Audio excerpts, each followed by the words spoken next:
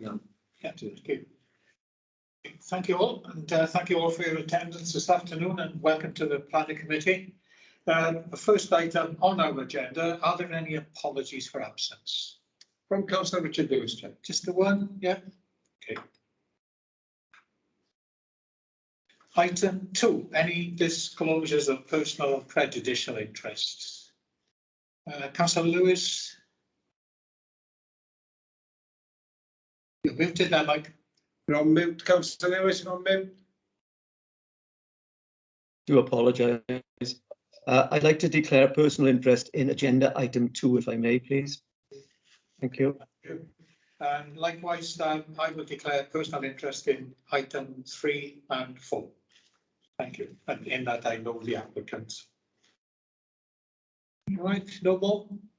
Thank you. Right, next item then is to approve and sign the minutes of previous meetings as a correct record. Starting at page 1, that's that meeting on the 11th of January, and page 2. And the next one is the 18th, that's page 3 and page 4. Somebody move them as a true record, please. Yeah, thank you. Yeah, move. All right, then, okay. Item 4, are there any items for deferral or withdrawal? No, Chair. Nothing. Thank you. So we move on to item 5, is the determination of planning applications under the Town and County Planning Act of 1990. And the first one item on our agenda, item 1, you find on page 8, and that's in Gowton. So it's over to you, Chris. Okay, thank you, Chair. The background to this planning application is that we previously granted outline planning permission for the residential development of the site in August 2018. We then approved a reserve matter application in the early part of 2019 for the erection of 99 residential units on the site. The application before members today is to make some quite minor amendments to some of the buildings that we've previously approved. So there is a house type referred to as house type F, which can be found on 6 of the plots. And there's also a block of apartments which comprises plots 5 to 13 on the right hand side of the drawing there. And it is also proposed to make some amendments to the design of that building. There have not been any objections to the application. We've consulted with Steve Smith's team, and they are happy with the changes that have been proposed. So if I just briefly show you the changes. So that is house type F as originally proposed. And the next slide shows the changes to it. So as you can see, the changes are largely to the fenestration detailing of the dwelling. The first floor windows in the front on the approved scheme have a vertical emphasis. They are now proposed with a horizontal emphasis. And there's also a larger gap between the tops of the first floor windows and the eaves height when you compare it to the previously approved scheme. So again, as I say, quite minor changes. The next slide, Ian, shows the proposed block of flats as we approved back in 2019. So you can see there, a bit of a strange design to them, quite steep gable features on 3 of the elevations. The proposal now looks to change the design of the building. The gables have a much lower pitched roof slope, but we think that the changes are acceptable. The positioning of the buildings remains unaltered. The materials are the same. It is purely the design. So if you scroll down here, you'll see the other elevations. And there's another 2 slides, I think.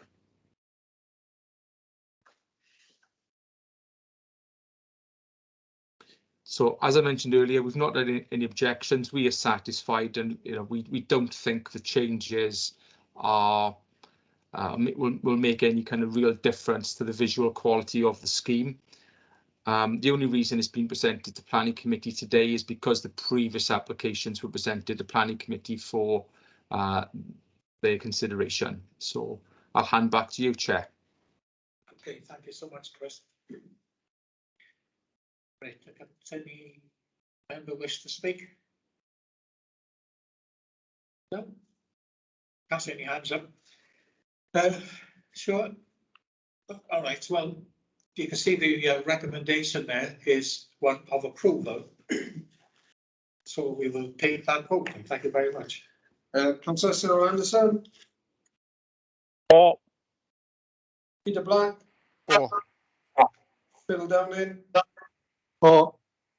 Will Evans, For. Mary Jones, Sorry, for. Mike Lewis, For. Paulette Smith, For. Des Thomas, For. Linda Taylor Lloyd, For. Mike White, For. and Paul White. Yeah, 4. Thank you. Thanks. Carried. Thank you very much. And then we move on to item 2 is at Woodfield Street in Morriston, and you'll find that on page 24. And that's over to you, Andrew. Thank you, Chair. Yeah, Ian's going to run through a presentation for me on this one. Thank you. So the application is for the change of use from a retail shop Class A1 to a nail salon Class A2 and the retention of the roller shutters to the front and side elevation of the property indicated in red at 40 Woodfield Street. So the application is being determined by committee for decision as it's considered to be a departure application for the change of use. The application site is a split level property located on the southern end of Woodfield Street in Morriston on the corner with Slate Street. So the property is located in a row of 4 similar units to the north of Wilco's, which is on the map on the right hand side on the Google Maps, the large building, with the tabernacle located just to the south as shown on the photograph. If you can go to the next slide, please, Ian. These are photos of the shop as it is. So in the top left-hand corner is a view of the front elevation of the property of the site. So the application site is the former Ramsden's premises with the roller shut-in housing in black and the roller shutters up, obviously. The top right is a view of the side elevation on Slate Street. So as I said, it's got dual aspect property. In the bottom right is a view along Woodfield Street in the vicinity of the site. So this is just to show, this is looking back down towards the premises on the right hand side. This is just to show basically that there are a variety of roller shutters as existing already within the conservation area. And the bottom left is a view of the former Ramsden's premises looking south towards the tabernacle. So previously the premises did have shutters, but they were internal. If you can go to the next slide, please, Ian. This is just a plan layout of the premises. So it's an open plan layout for the nail salon ground floor level with toilets at the rear and steps leading downstairs to the basement level. The basement would be used for storage and a staff kitchen. You can go to the elevations next, please, Ian. So as you'll note in the photographs, this is a retrospective application. The shop front hasn't changed apart from its colour. But obviously the existing and proposed plans now show the new external box shutter and the security shutters in profile on the side. If you can go to the next slide, please, Ian. Thank you. These are photographs of the shutters as installed. So the top left is the front elevation showing the permeability with the light on in the background. And the bottom right photo is the side elevation on Slate Street, again, with a light on in the background. It's just worth noting, as you'll note at the top of the left-hand one and the left-hand side of the bottom photo, are the dark sections where the light isn't shining through from the back. So in terms of consultation responses, we've had no objections to the proposals from members of the public. And in terms of consultees, there's only been one objection from the placemaking and heritage lead in terms of the visual impact and no objections from other consultees. So there's 2 key issues on this application. Firstly, the principle of the development itself, and secondly, the visual impact of the external roller shutters and their housing.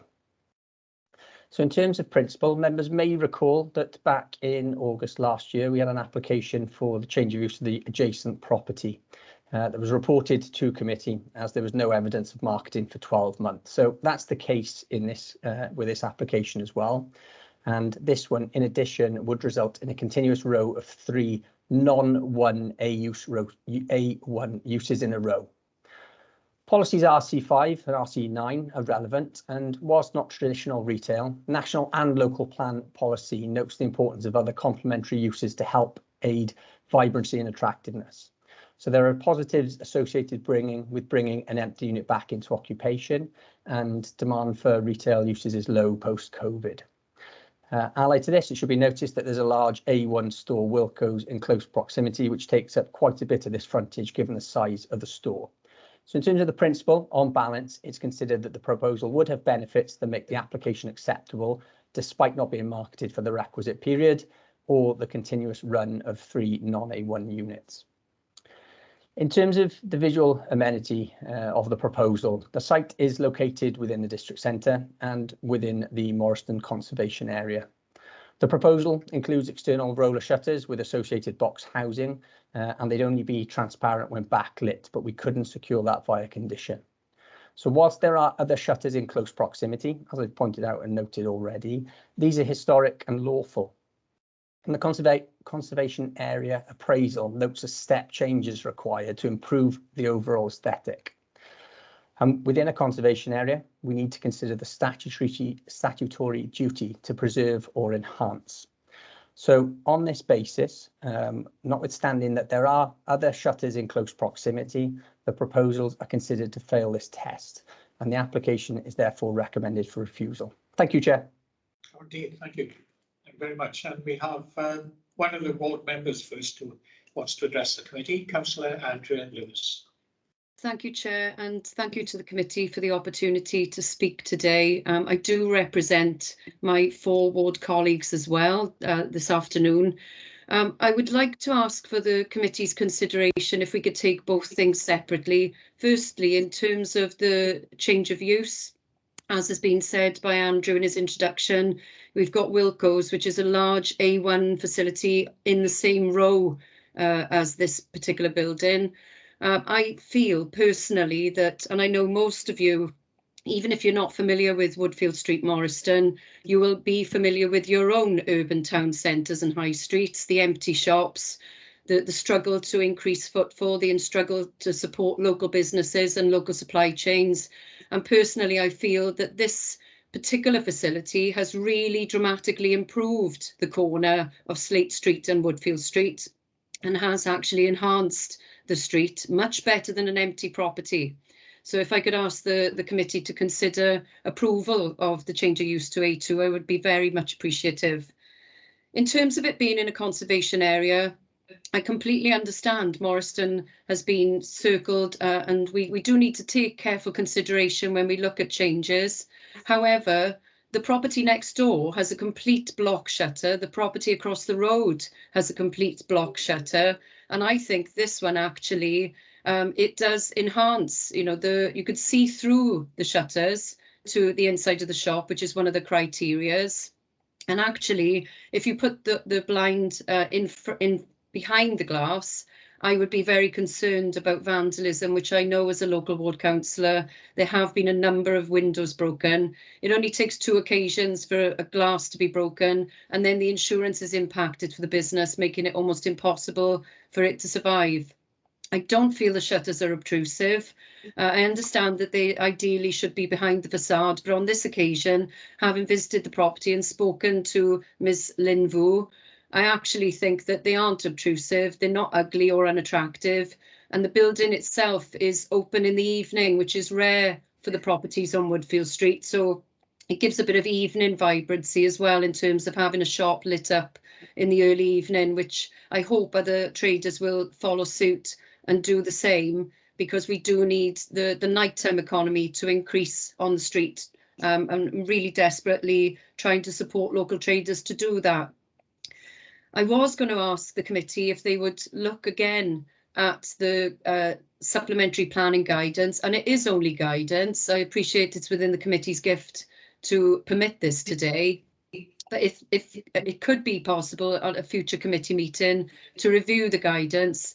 in order that we can support traders going forward, because I think the more restrictions and barriers we put in place, the less likely we are to have more creative and different, vibrant shops in the city centre.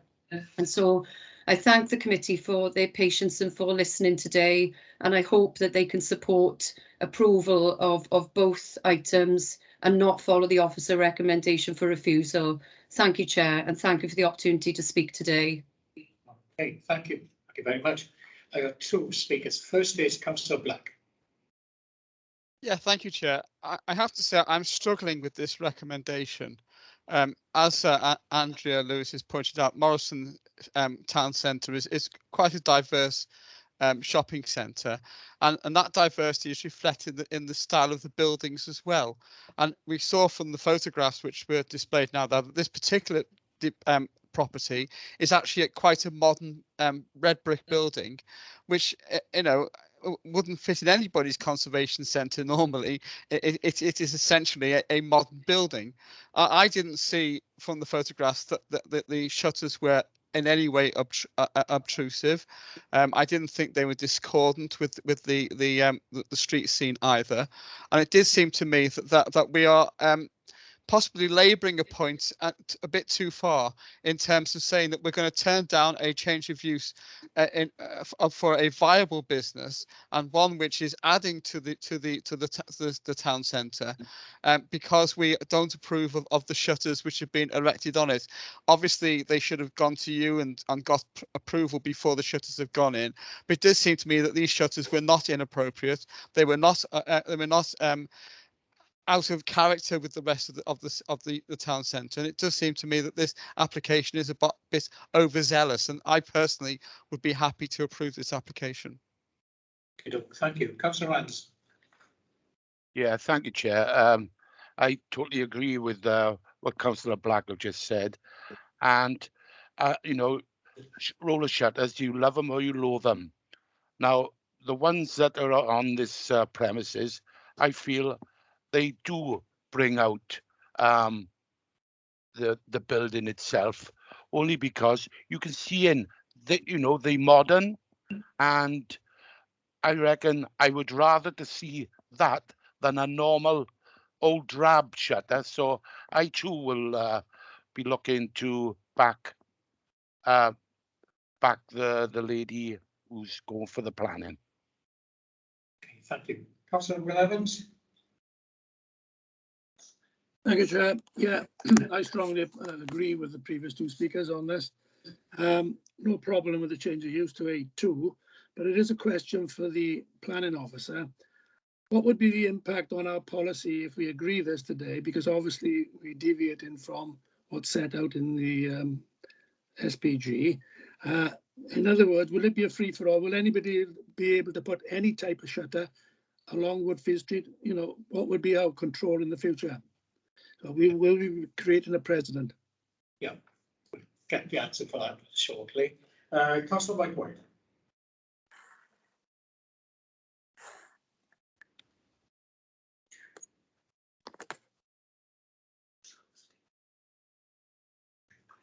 Councillor Mike White.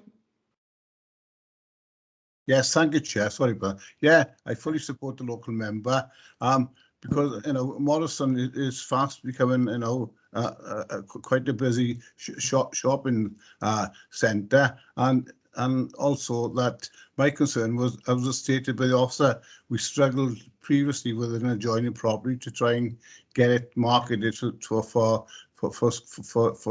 somebody to take that over, and I was rather soon see the premises operating as a business than the building lying idle. And of course, as been pointed out as well, Chair, there are shutters on other premises, and I would think that if we did refuse this application and it went to appeal and an inspector come down and seen the other shops with shutters as well, it would be very difficult to try and stand by the actual refusal decision. Yeah, okay, thank you. Councillor Des Thomas.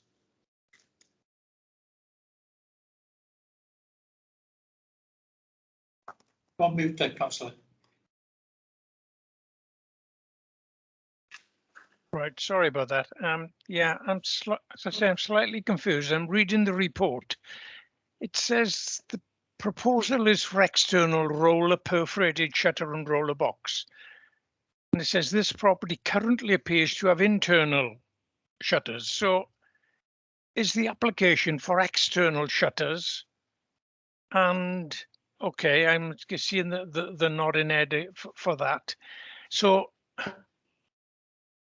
if the if we accept this, it's just a matter for them to comply with the requirements of the 75% of the total shutter area being open. Wouldn't that then agree with our policies? Yeah, you come back for answer for that in more, yeah? All right, thank you. Councillor Downey. Yeah, thank you, Chair. Yeah, the local member put up a very good argument for this. I don't think the change of use from A1, I don't know whether we do them separate or should there be two planning applications here? Because I don't see any problem with the change of class. As far as roller shutters are concerned, we get this in many town centres. The problem is that people have shutters up before the SPG, and then the SPG comes in, and you find out you cannot go back to any shops retrospectively. So I think I'm agreeing a bit with Will Evans. Is if this is agreed to, what do we do then with the SPG? Because you know, we put these guidelines, we have a debate on SPG, and then we adopt an SPG. So maybe that clarification, then I'd be happy then. Okay, yeah. Thank you. I've got Councillor Linda Tyler-Lloyd.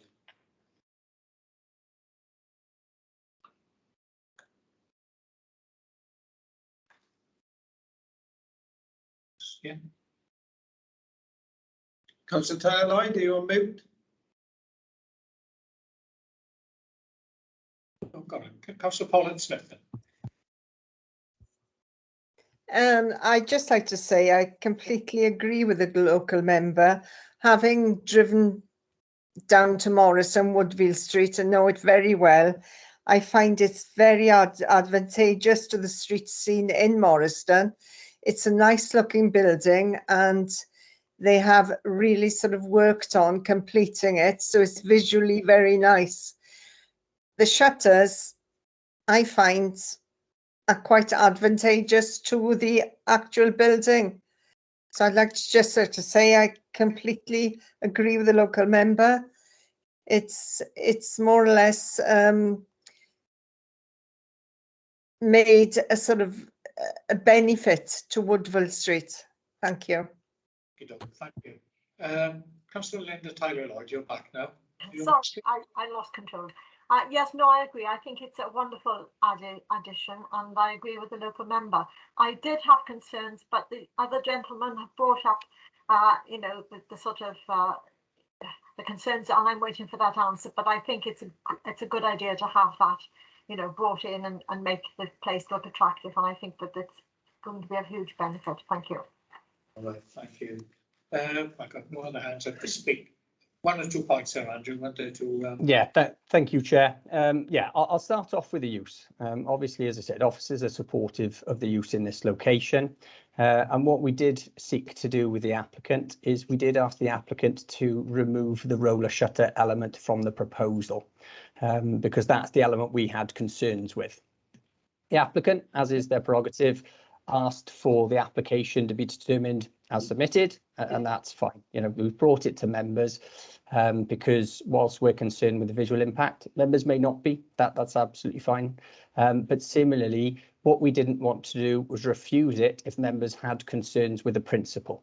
So this is why it's been brought to committee, and we did try and amend the application to seek to support the use itself. In terms of the use, as I said, it's a temporary use that is currently permitted during COVID periods for the next until April at some point. So even if this application is refused whilst they're operating, it's not going to be the case that the authority would look to take any enforcement action in the short term. With regards to the shutters, obviously we've got concerns with roller shutters in general as a matter of principle, in terms of they create a dead frontage when they're down. And in this regard, whilst the lights are on in the background in the photos that were shown in the presentation, we can't guarantee that those lights are going to be on at any point from now on going forward. So we've got concerns that they won't provide visibility into the premises. Councillor Thomas raised the issue of the reference to the internal roller shutters. So the property that was there previously, Ramsden's Gold, had internal shutters. So the shutters we're considering now are external, and that means they've got the external roller box as well. So I think that's where the confusion has possibly come in that regard. We've got the SPG, which, as you all know, is guidance. It's not planning policy. But what it does do is it seeks to support planning policy in terms of how we consider proposals. So what we're looking for, as I said, if shutters are going to be proposed, they should be behind fascias, wherever they are, and they should provide permeability into the store at all times. Members, as I said, can give SPG, as with officers, as much weight or as little weight as they feel given the circumstances. So we do have to consider every application on its own circumstances. And as I noted, there are a lot of incidences within the vicinity of shutters. But as I said, officers consider those to be historic, lawful, and the conservation area appraisal identified that a step change going forward was required. So we need to consider the proposals before us. Officers obviously consider the visual impact unacceptable, but if members consider that to be contrary, obviously they can propose a separate resolution if they consider that the test to preserve or enhance the conservation area has been met. Thank you, Chair.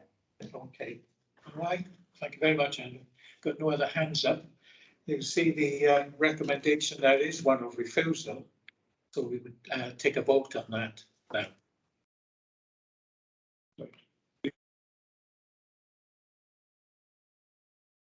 Yeah. All right, we'll go to the vote. Councillor Cyril Anderson, Against. Peter Black, Against, I'm voting for approval. Phil Downing, Against. Will Evans, Against. Mary Jones, Again, sorry, I couldn't get my microphone to come on. Mike Lewis, Against, I'm approving the application. Paul X. Smith, Against. Des Thomas, Yeah, against. Linda Tyler Lloyd, Against. Mike White, Against. Hold on. I've been voting for the recommendation, so but anyway. and against. That's, yeah, And against. so we now need, yeah, because it's a two-step, being as we now voting against the officer's recommendation, then we will need reasons for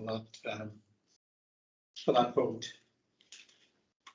Please, yeah, thank you. From the debate, it seems to me that members are of the view that the development doesn't have an unacceptable impact on the conservation area, and as a result, the reason for not accepting the recommendation would be that the proposal has an acceptable impact. It promotes or enhances, it preserves or enhances the conservation area. Members will need to vote if that's the reason why they're prepared to allow the application. They also need to consider conditions. I think there's probably two issues we need to consider. We need a condition to specify the approved plans. The other issue is the hours of operation. As was mentioned earlier, we need to ensure vitality in the conservation area within the district shopping centre. We need to ensure that it's operating in the day. On the application form, the applicant has specified 9 o'clock to 6:30 Monday to Saturday. Hasn't specified any hours for Sundays and bank holidays. So based on the hours on the application form, I would suggest if members are minded to attach a condition, it should reflect the hours proposed by the applicant. Yeah, okay. Oh, Councillor Downing, sorry. Yeah, Chair. Can we put something in that we consider the SPG very seriously?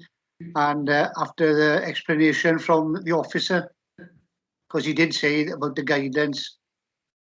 So the next time something comes in front of us, we don't use this as a lever, as it were. Well, we do that when that SPG comes before us. Yeah, so anyway, you've heard from Ian. Are you happy to accept those conditions and take a vote on it? Sorry, I'm trying to put my hand up, but it's a bit slow. I don't know what's the matter today. Can I ask a question? Yes. If I can remember what I was going to ask now. No, the operating hours, we said it's only Monday to Saturday. Will that preclude them from opening on a bank holiday or a Sunday? That's what I'm a bit concerned about, if we make it a condition, because if we want to have the vitality, then obviously we want them open. And if we're saying they can only open Monday to Saturday, then we're going against what we just said. So I'm a bit confused. Okay, thank you. Can I, sorry, come back in there, Chair, sorry. Yeah, it's always a difficult one with conditions, especially opening hours, because as I said, the applicant on the application form has indicated the hours that they are proposing to be open. So that's what they've suggested to us. Now, we haven't had any objections to the proposal, but we couldn't necessarily assume that if they were proposed opening hours from 9 or being open 24 hours, that wouldn't have resulted in an objection from a member of the public, several members of the public. So it's a bit difficult with opening hours when they proposed what effectively it's their suggesting when they're going to be open. So we as officers would tend to stick to the opening hours suggested by the applicant. And if they want the flexibility in the future to extend those opening hours, there's nothing stopping them from submitting another application to vary those, which will be considered on its impact at that point. Okay. Thank you, Chair. Sorry, would they have to pay again then? Would they, if they put in another application just to vary the hours? Yes, they would have to pay another application fee. Exactly. I understand, but the hours is the applicant's proposed hours, so must be what they're happy with. Yeah, so, but things change. That's the problem. You know, I'm unhappy about the hours, and you know, like before Christmas. Obviously, I'm female. I have my nails done. Before Christmas, they get busy, and yet they're going to finish at 6:30. They might want to finish at 9:30, and they're not going to put an application in for that because the amount of money they're going to have to pay. So I'm a little bit concerned about we're having to put that condition in. Then, sorry. That's up to the applicant, isn't it? It's what it seems to be they're happy with. So do we take a vote on that? Yeah, we take a vote now. Yeah. So just to make clear, members, we vote on the reasons explained by Ian for approval, and then those suggested conditions as well. So call your names out. Thank you. So, Cyril Anderson. Approve. Peter Black. 4. Bill Downing. 4. Will Evans. 4. Mary Jones. Sorry, I'm against this one. Mike Lewis. 4. Paulette Smith.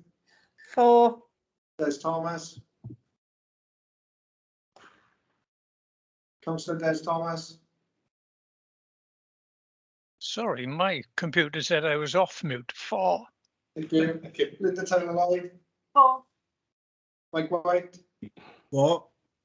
4. Yeah. That's 10 for 1 and 1 against. Okay. Very well, that's carried on. Thank you.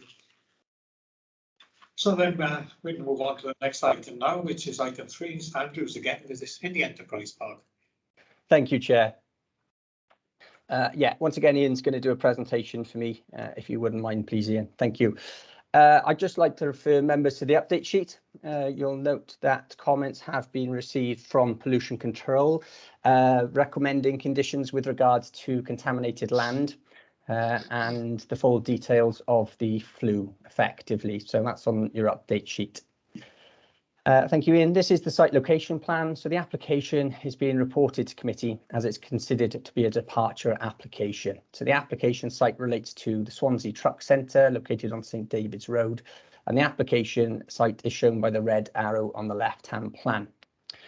The application proposes an extension to the building shown in the top right corner on Google Maps, so it'll be extending to the south there as you look at it. If you can go to the next slide, please, Ian. Thank you. These are two site photos. The main photo is a view from St David's Close. So the building to be extended is between the trucks in the centre of the screen. So it's at the back of the site. And the smallest photo shows the application building from further along St David's Road on the left-hand side, with the main truck centre in the foreground. So if you can go to the next plan, please, Ian. Thank you. This shows the proposed site layout, which shows the workshop extension to the south of the existing workshop building on the right-hand side of the screen. And it also shows how trucks can still enter the site in a forward gear, turn and leave in a forward gear, despite the location, the building being there. If you can go to the next slide, please, Ian. Thank you. These are the elevations. So we'll note the front elevation is at the top with the proposed extension clearly highlighted. Effectively, it's doubling the size of the building, but will match the existing building in terms of scale and design. But it's worth noting the biomass flue on the right-hand side of the front elevation. The middle elevation is the rear of the building, and the proposed end elevation is located on the bottom right-hand side. If you can just go to the floor plans next, please, Ian. The extension would house a workshop, an inspection pit and a biomass boiler plant room at the southern end. And if you can go to the next slide, please, Ian. This is an excerpt of the development advice maps referred to in Technical Advice Note 15 to highlight the wider Enterprise Park area. I'll be referring back to this, but it's just to give you an indication of where the site is. You'll see St David's Road. It's the bottom roundabout on the left-hand side. Yeah, thank you, Ian, where Ian is pointing. The green area is Zone C1, which is protected by flood defences, and the yellow area includes areas known to have flooded historically.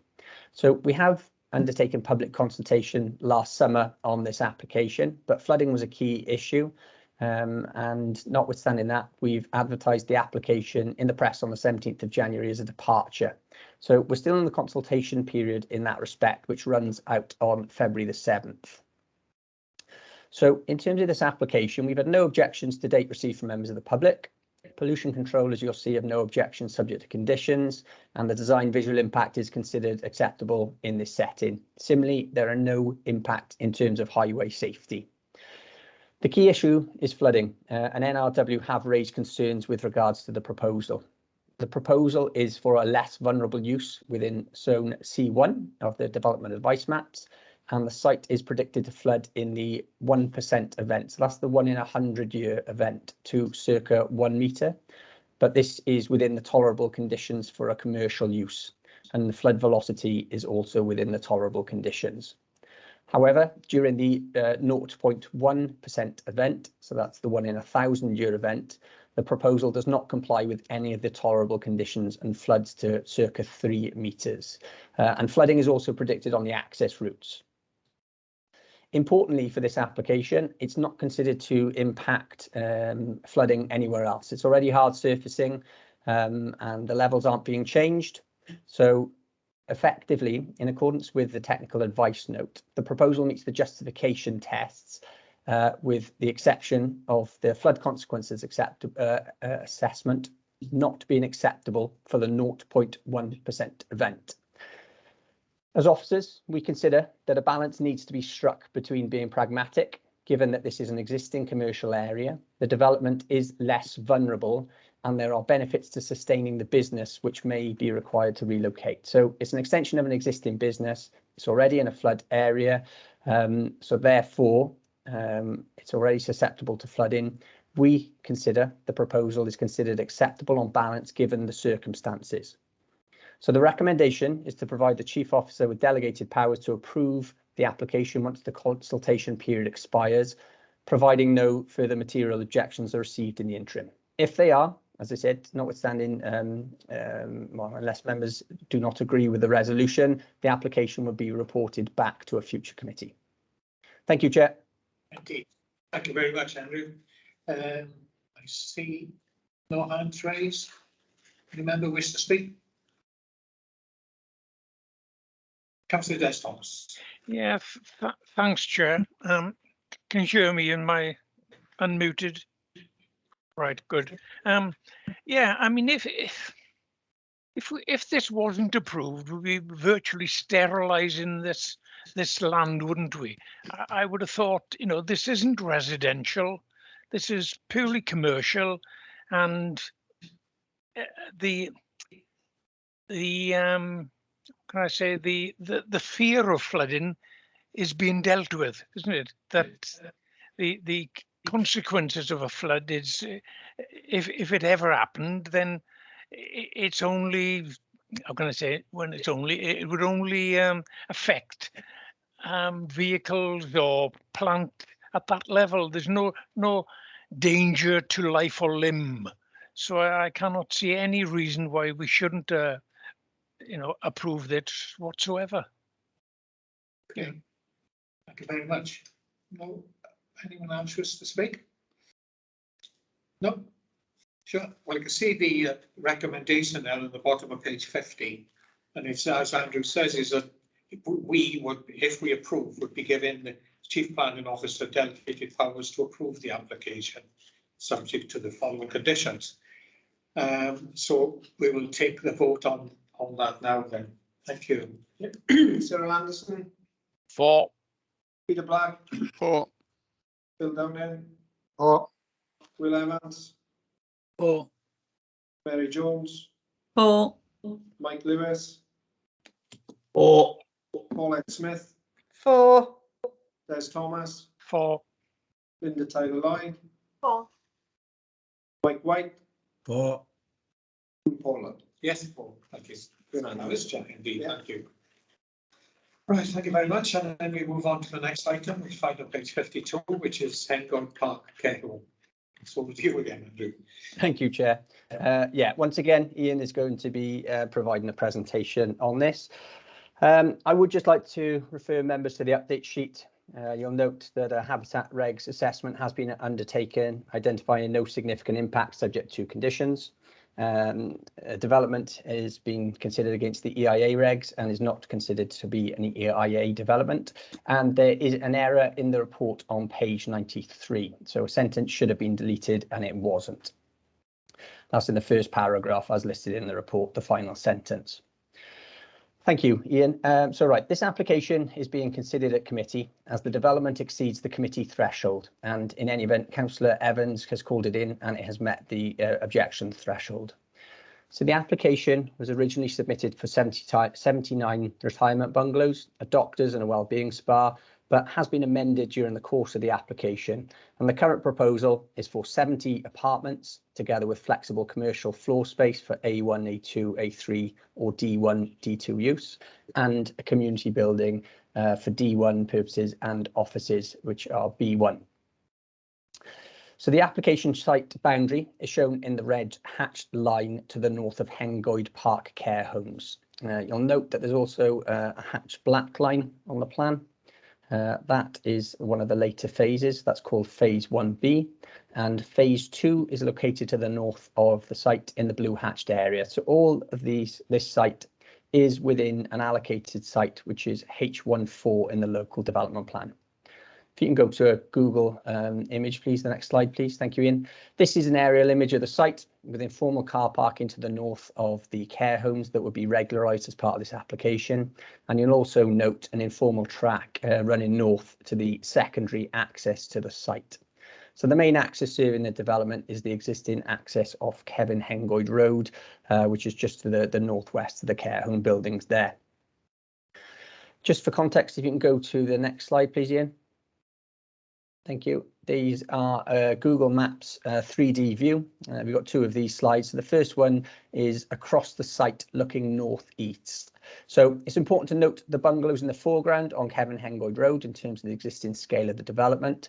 But on the left-hand side of the screen, you will see that there are some two-storey properties at this end of the road.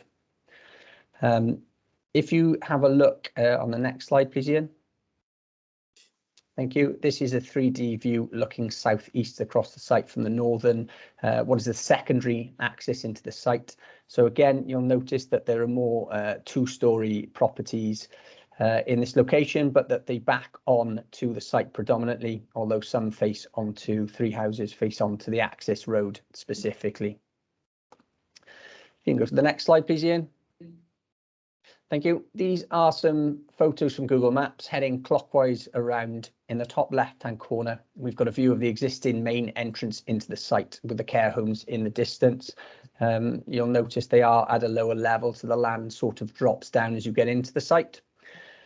The top right photo shows the pedestrian-only access in the middle of the site. So once we get onto the site layout, I'll show you where that is.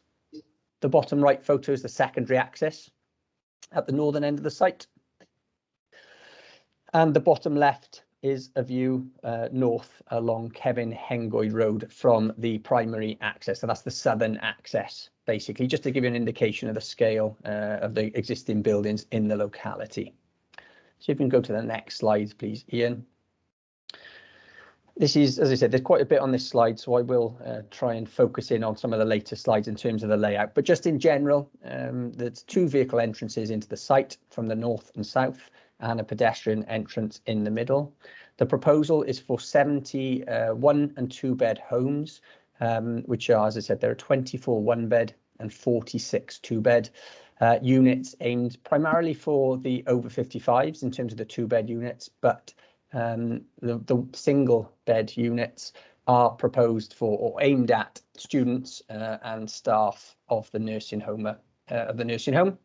And they also include the proposal to formalise the car park for staff and visitors to the nursing home. The development proposed is predominantly 2.5-storey detached blocks of 6 units, but there is 1 semi-detached block and 1 3.5-storey block. There's a community centre with commercial space located to the northeast of the care home. And 1 flexible commercial unit, which I'll show you on one of the other plans. So it's worth noting on this plan, the location of the temporary attenuation pond, which is located outside of the site to the north. That's the blue lagoon, effectively. The layout also includes the layout for phase 1B, but that's not being considered as part of this application. If you can just go to the next plan, please, Ian. This just shows the wider area in terms of phase 1 and phase B. So it shows the storey heights of the development, which are predominantly 2.5 in phase 1A. So those are the ones indicated in peach and grey. The blue and grey units are 3.5 storeys. Again, these are predominantly in a later phase, although block 13 is the 3.5-storey as part of this phase. And the community building is 3 storeys and is shown in grey and green. That's 3 and 2-storey. If you can go to the next slide, please, Ian. Thank you. So these are close-ups of the layout. So on the left-hand side is the main body of the site. So as I said, note the main access is a narrow shared street running north from the existing car parking area. There's a second road that loops around the community building and runs along the edge of phase 1B, with blocks 11 and 12 specifically excluded from this application. So that's why the red line excludes those 2 blocks. There's a bowling green and community open space located in between. And the blocks front onto the street, but have a visual presence to the rear with walkways running either side. Block 10 on the northern end of the open space includes the commercial unit. So that's the flexible unit that could be A1, A2, A3, D1, D2 use, and the office space at first floor. And it's worth noting the limited number of parking areas around the flats themselves. The right-hand close-up shows the northern end of phase 1A with 3 flocks of flats and a communal parking court. If you can go to the elevations next, please, Ian. There are 2 main styles of buildings within the development, either with a traditional pitched roof form incorporating flat roof dormer windows, as shown in the top left-hand corner with the rear elevation below. The green block on the right-hand side, that's block 10 and incorporates the commercial unit. So just to show how that building would look. The alternate style is a gable-fronted unit with a ridge running in between, again with a flat roof dormer. So that's the white units at the bottom. These units are shown as a semi-detached block effectively, so 2 blocks of 6 together, but there are detached blocks in the phase as well. And again, just note the articulation and inclusion of the porches and balconies and canopies. If you can go to the next slide, please, Ian. Thank you. These are the elevations of the 3.5 storey. Again, 2 main styles indicated for the 3.5 storey, but there's only 1 block in this phase, which is the one that's indicated. And again, you'll note the porches, bay windows and balconies incorporated. And then if we can go to the floor plans next, please, Ian. Again, very similar layout in all the blocks with 2-bedroom units on ground floor and first floor with kitchen, diner at the front and bedrooms at the rear and balconies. And these units are proposed for the over 55s. And there are 1-bed units located in the loft, which is general market aimed at students or care home employees. And then I'll just go to the community building block, please. This is close to the actual care home. 3-storey element is the main block on the northern end of the building, dropping down to 2-storey flat roof. And that's a proposed flexible community use over the first 2 floors with offices in the 3rd floor. Thank you. And if you can go to the next slide, please, Ian. This just gives you an indication of the site levels. So the site levels at the top across from Unit 4, which is in close proximity to the boundary of properties on Kevin Hengoyd Road, through the 1st street, over the bowling green to the 2nd street in phase 1B. Note the 3.5 storey blocks and their height compared to the 2.5 storey blocks, which they're higher than despite being at a lower level. The middle section is a close-up of the relationship between Unit 4 and the rear gardens properties on Kevin Hengoyd Road. You'll note there are balconies there, so there are significant opportunities for overlooking from the balcony at close quarters. And the bottom sections through the commercial building in phase 1A with 2 3.5 storey buildings in phase 1B. If you can just go on to the next slide, please, Ian. As I said, it's one that's seen. It's just the layout, but I'm just going to, if you don't mind leaving that on while I talk over it, please. There are various concerns raised by members of the public, as noted in the report, to the 2 iterations of the scheme, including traffic impact, pollution during building works, parking, drainage, privacy, etc. And Councillor Evans has echoed those sentiments and raised concerns on the local road network. Objections have been received from the Strategic Planning and Placemaking team, the Local Highways Authority, housing and drainage officers. But there are no other objections from other consultees subject to conditions. In terms of the principle of development, it's considered acceptable and the whole of the site, as I said, including phase 2, is within the allocated site H14 of the LDP. Now, the indicative target for that is 70 units across the whole site, and we've got 70 dwellings proposed within this phase. So the developments for housing over 55s would provide a range of accommodation for different housing needs, and there are various positives to the scheme, including the dual aspect design, providing interest from both the public domain, good levels of fenestration and detailing, including bay windows, canopies and balconies. However, there are also areas, a significant number of areas of placemaking concerns, including the contextual response to the site and the overall scale, including blocks 3, 4 and 5 to the rear of properties on Kevin Hengoyd Road. It's considered that little thought has been given to the sensitive edges of the site, and there are concerns about the multifunctional green infrastructure at all scales and the need for the bowling green and the public open space provision in particular. There's concern over the temporary lagoon, which is outside of the application site and considered development in its own right. And parking courts have not been broken up with landscaping or integrated within the development. There's no private amenity space for ground floor flats, so whilst the flats at first floor have balconies, there's no private amenity space for ground floor flats or communal space for several blocks. And there's overlooking of existing gardens from blocks 4 and 5 at close proximity. So there's no privacy. Whilst, as I said, we've sort of, the dual aspect nature is welcomed because there aren't any private gardens. There's no privacy from the majority of ground floor flats given the dual aspect nature. At close quarters, and overall it's considered to be a cramped form of development. I'll pass over to the Local Highways Authority if they want to add anything after I finish my presentation, but they've raised several concerns with regards to the development, mainly with regards to lack of parking provision. 58 spaces are proposed, and in accordance with the supplementary planning guidance, 130 spaces should be required to comply with the SPG in its location. This will result in significant on-street parking, and the current sweat paths are not suitable. So there's already deficiencies with those, and the issues are further exacerbated with on-street parking and concerns over the transport assessment submitted. So there's various highway safety concerns as well. Whilst the concerns have been raised over affordable housing, it's indicated that the applicant would need to ensure that a registered social landlord would take it on going forward if the scheme was otherwise considered acceptable, and it's not considered that that would form a valid reason for refusal. In conclusion, the scale, design and density of the development would result in a harmful visual and residential amenity impacts, and it's not been demonstrated that the proposed development would be acceptable in terms of highway safety, or that satisfactory green infrastructure or surface water drainage infrastructure could be accommodated within the application site to serve the development. The application is therefore recommended for refusal once ownership details have been clarified. Thank you, Chair. Thank you very much, Andrew. All right, did Highways want to make any contribution, as Andrew said? Oh, thank you, Chair. Yeah, this application has been around for a couple of years now. We do have significant concerns with the internal layout. I mean, whilst, yes, it's got some narrow streets, it's got good pedestrian permeability, we're not convinced as to how sustainable the location is.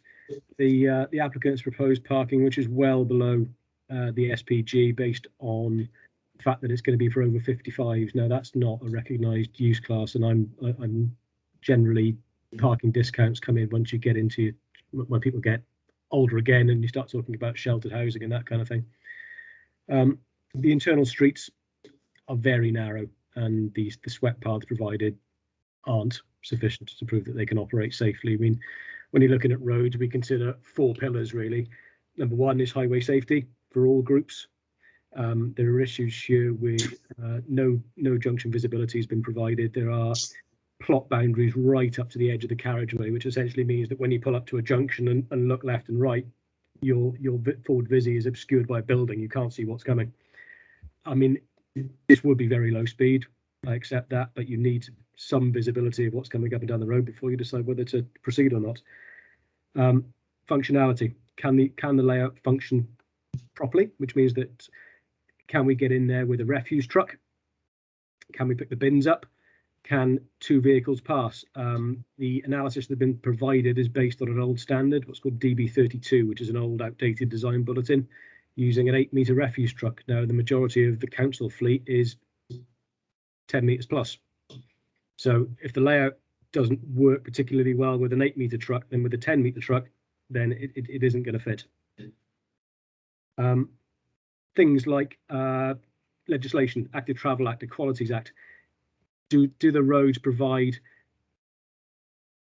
equal opportunities for all users? Are there legible routes for people with visual impairments, for mobility impairments, that kind of thing, which I'm not convinced they are.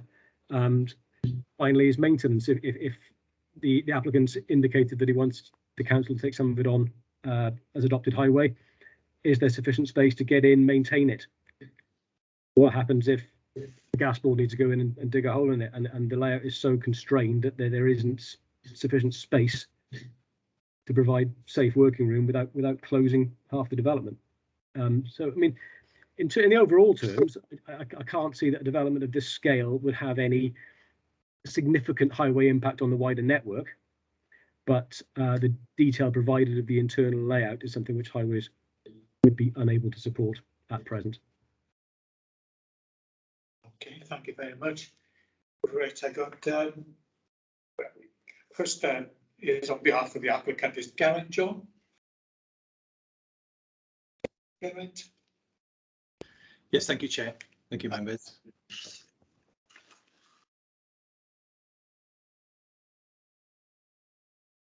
Okay, when you're ready, Garrett. Okay, thank you, Chair. Good afternoon, members, and thank you for the opportunity to address you today. The recommendation before you is, of course, for refusal. And to be clear, I am not here today to make the case for the application necessarily to be approved, rather to seek deferral of the application. Firstly, I would like to briefly highlight that the application is for a residential development on a site allocated in the development plan for residential purposes. Moreover, given that it's a part healthcare elderly accommodation scheme, is a much needed form of development that will have numerous benefits. The site location, immediately adjacent to two of the city's largest care home facilities, is entirely appropriate for such a site. The officer's report recognises this and supports the overall principle. As to why it should be deferred, revised proposals were submitted at the end of September. This followed detailed pre-application dialogue with officers. Consultation responses were subsequently received over following months. In particular, comments received from strategic planning and placemaking and highways raised a number of points that needed to be addressed. It was made clear to officers upon receiving these comments that we would be attending to them in order to render the scheme acceptable.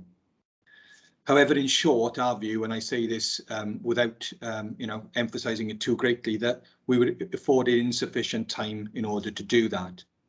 Just to illustrate the point, the time received between the strategic placemaking comments, they took 11 weeks to come through on the application.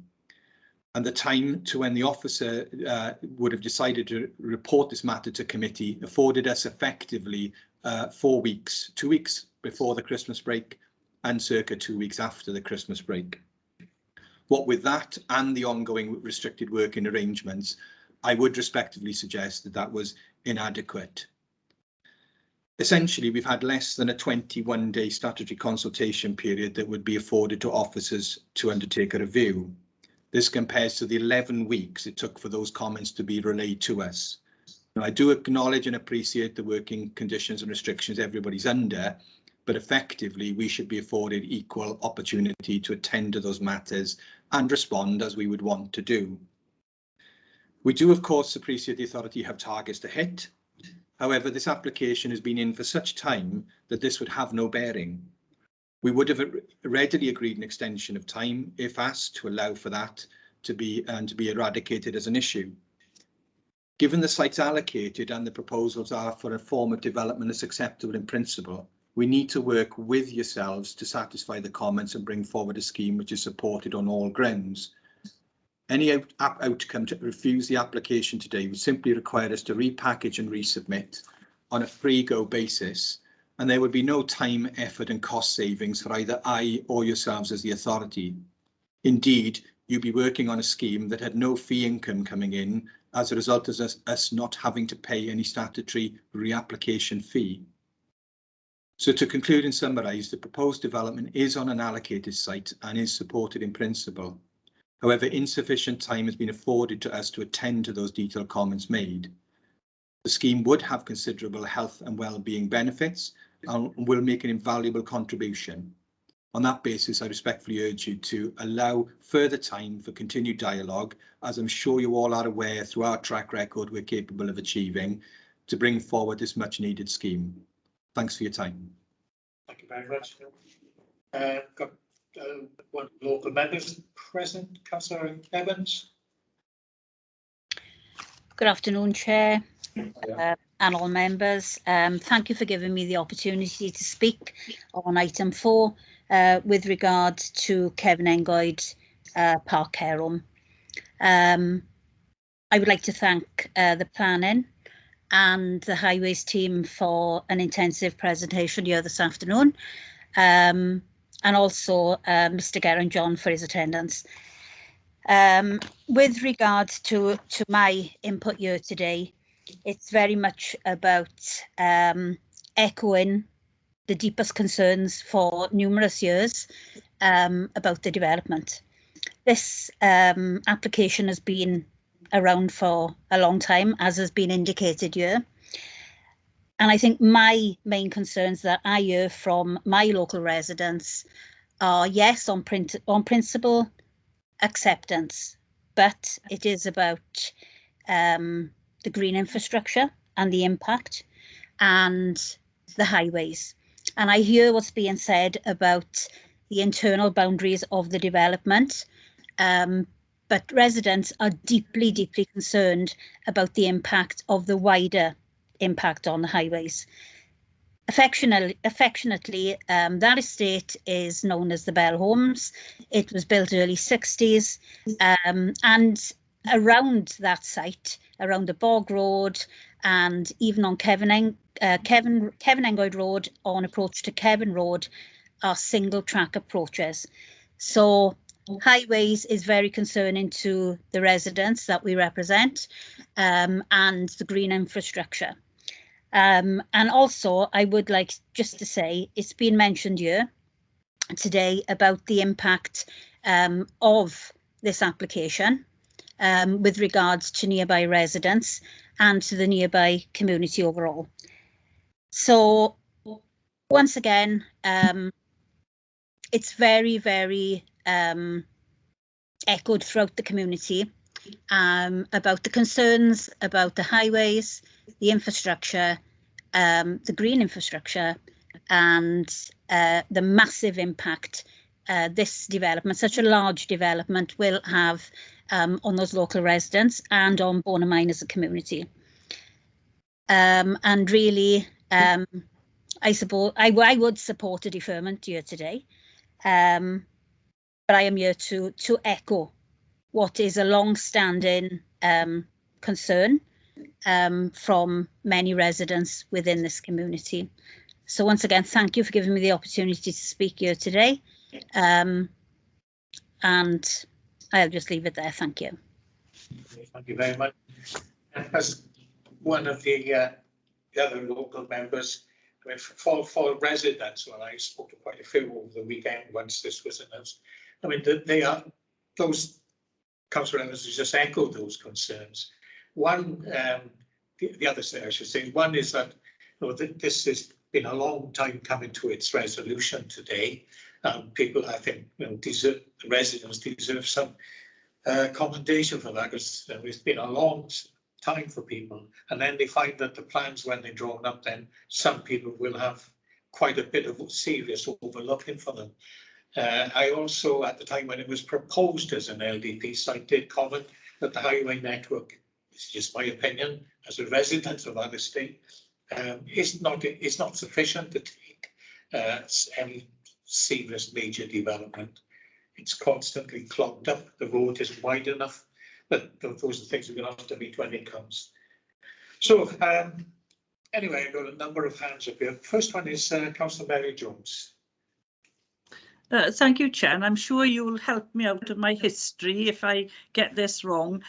We went on a site visit here many years ago when they wanted to build the next block. I think that they had the original block and they wanted to build a new block, and it was outside the settlement area, but I think you partly answered it, that it got in on the LDP, but there was a concern, isn't it, the site, there's an SSI site very, very close to this area. So this is why when I saw it, I realised how big the proposal is. I was quite shocked that you know, something has come forward of this magnitude. I mean, I agree with the highways, and I actually agree with the recommendation, but I wanted to make a point in case it is approved about the 3 stories, because we have over 55s in Calais and they're 3 stories, but they don't tend to have lifts in them, and there's nothing in the report that we can say they have to do it or anything like that. But of course, once you get to a certain age, a bit more than 55, you find climbing 3 sets of stairs a little difficult. So I have major concerns about the size of the properties, but also the green infrastructure, as it has been said by the ward member, and it's just too big for the site. And yes, it's by, you know, Kevin Engoyd School, you've got the buses in the morning and all that kind of thing. So I don't think it's the right proposal for this site. So I actually do agree with the recommendation, but I'm sure, Chair, you will agree with me. We have been there before. Indeed, yes. Well, my next speaker is Councillor Will Evans. Yeah, thank you, Chair. A couple of points. Firstly, this site, H14, is in the LDP for development. I certainly wouldn't approve it as it stands today, mainly because of the huge traffic problems which have been highlighted. Interestingly, the traffic officer said that in his perspective, there wasn't, it was not a wider traffic network problem. So his problem is accessing in and out of that site. The roads are not wide enough, etc., etc. So on the basis of what we've heard from Geraint John, and I agree that it appears that he hasn't had ample opportunity to put this reviewed case back to planners with some options. I would agree to a deferment to allow him sufficient time to get the case put back, and perhaps we can hear it again. But as it stands today, I would certainly wouldn't be looking in favour of approving this, and would agree with the officers. But I think it would be fair if we give him an equal opportunity and allow him more time, no, not him personally, but the developer, to address the concerns, particularly the highways issues and safety. Thank you. Thanks. Right, Councillor Downey.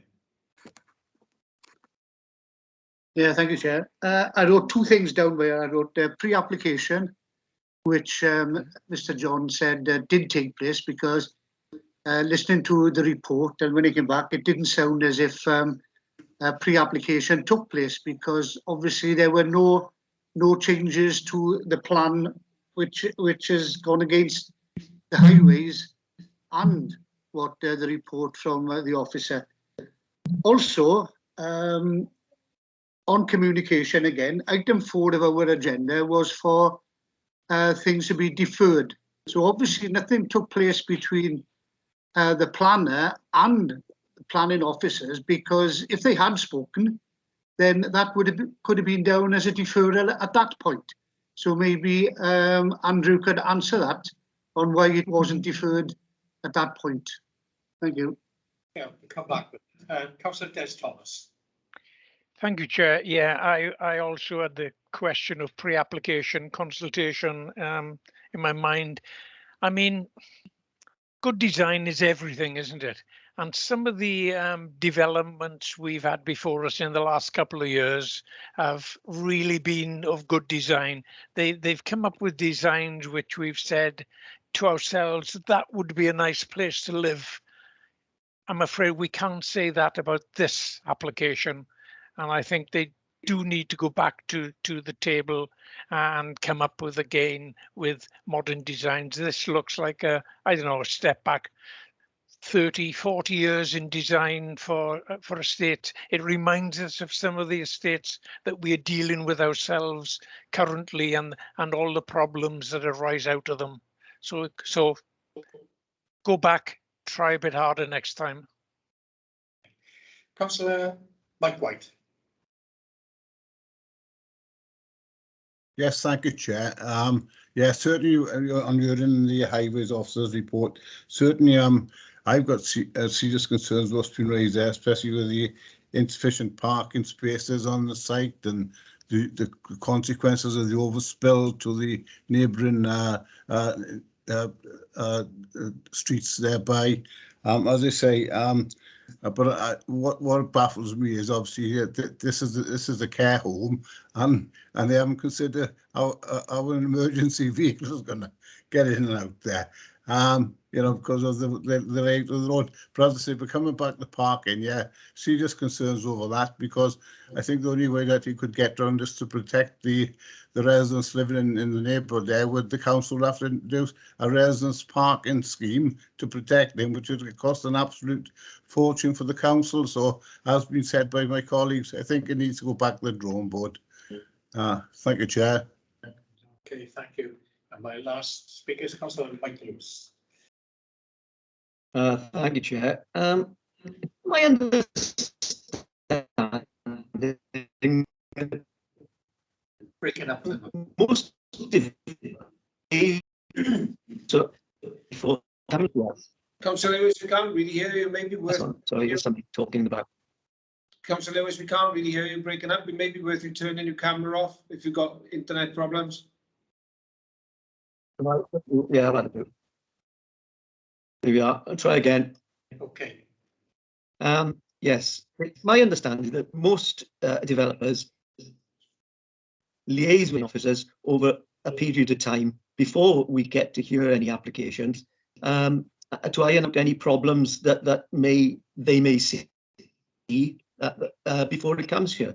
I need to confirm just one point really. Can officers confirm that planning officers have received revised plans from the applicants on this proposal? Because I'm a bit sketchy on what exactly has happened and why they need it to be deferred.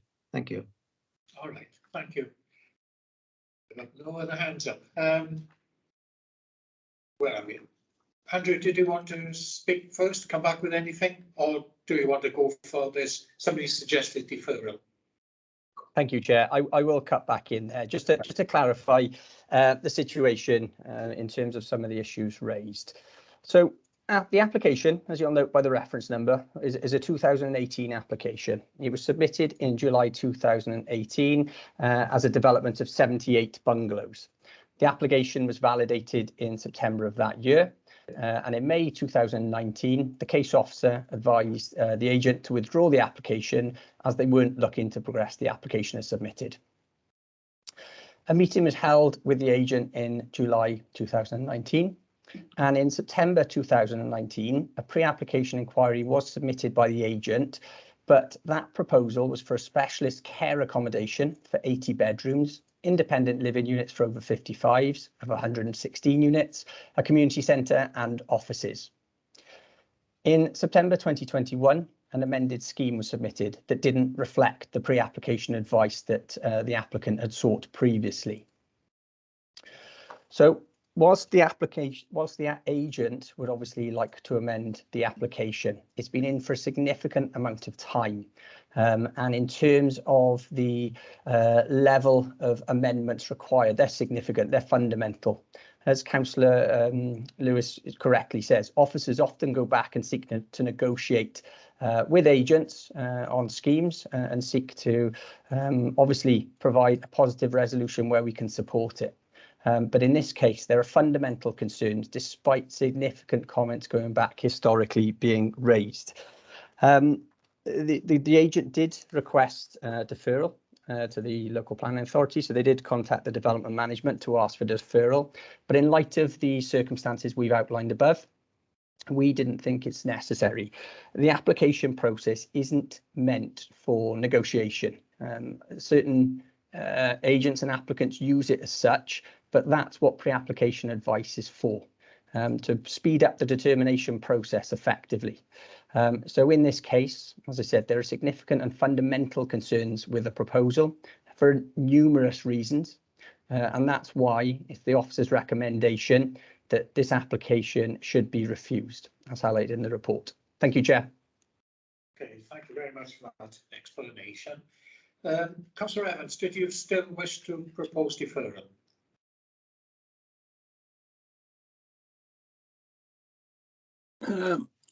Thank you, Chair. Well, having listened to what the officer said, perhaps I won't go ahead with my proposal to defer it, because it appears that they've been given ample opportunity to address the issues in the formal and necessary manner. So I won't be proposing that. Thank you. You're withdrawing that? Yeah? Yes. Yeah, okay, thank you. Okay. Anyone else wish to speak? No? Okay, well, you can see there the recommendation is one of refusal to this application. And that's on page 55. So when you're ready, guys, we can take it. Yeah, Councillor, so recommendations for refusal. Councillor Anderson. 4. Peter Black. 4. Phil Downing. 4. Will Evans. 4. Mary Jones. 4. Mike Lewis. 4. Paulette Smith. 4. Les Thomas. 4. Linda Tyler Lloyd. 4. Mike White. 4. Paul. Yeah, 4. It's unanimous again. It's unanimous. Thank you very much. And we'll now move on to the final items. You find that on page 98, and we're off to Beaufort Avenue. Liam?